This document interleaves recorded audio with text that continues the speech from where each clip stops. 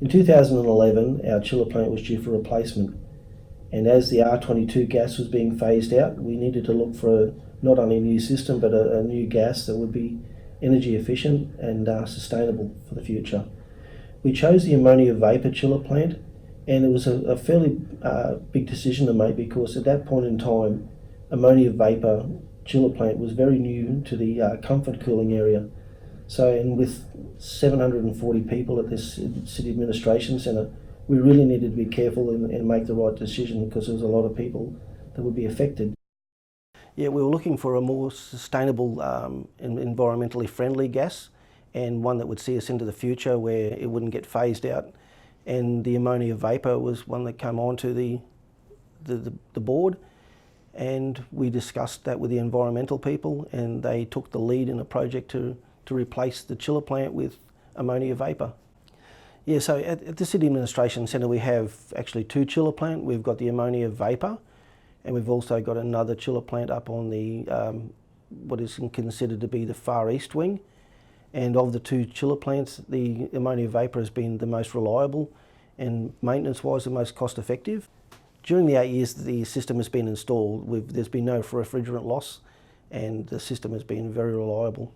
The rooftop plant room on top of the Logan City Council Administration building was more or less made for the ammonia concept. Because it was up high, it already had existing louvers that could assist in ventilating out an ammonia leak should it happen. The installation process was difficult. The old chillers had to be taken out through the roof by means of a very large 150-ton crane, and the new chillers had to be installed all the same evening. The installation or the piping up of the two ammonia chillers was relatively easy once they were in position. During the 8 years that the installation has now been there, our company has done the continuing repair and maintenance. The original estimate for repairs and maintenance annually was in the order of $50,000 a year.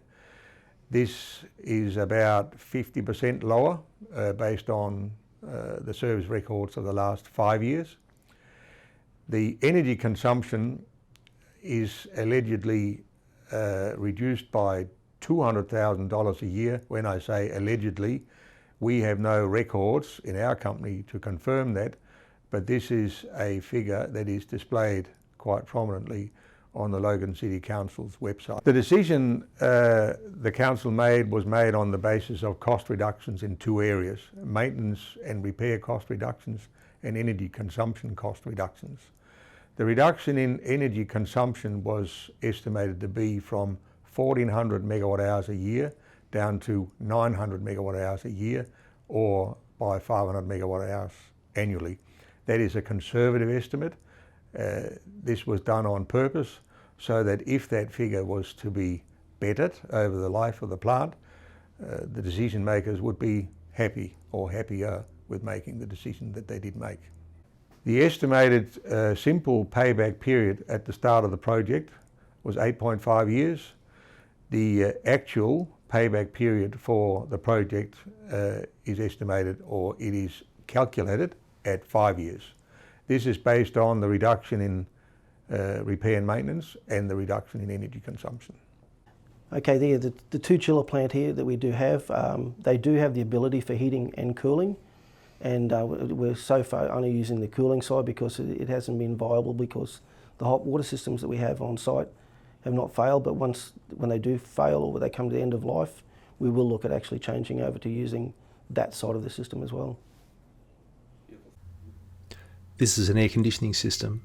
It acts to cool the building. All heat produced is rejected as waste. The cooling side of the system has reduced energy consumption by 35% and has reduced maintenance by around 50%.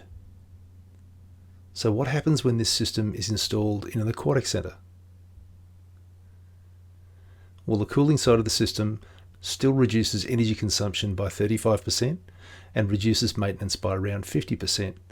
Heat produced is used to heat water and air. On the heating side of the system, well, it replaces the gas system entirely. it reduces heating energy consumption by around 85%, and it reduces heating maintenance by 100%, as we've already done the maintenance on the cooling side of the system. So the only question now is, when are you changing to an integrated energy system for your aquatic centre?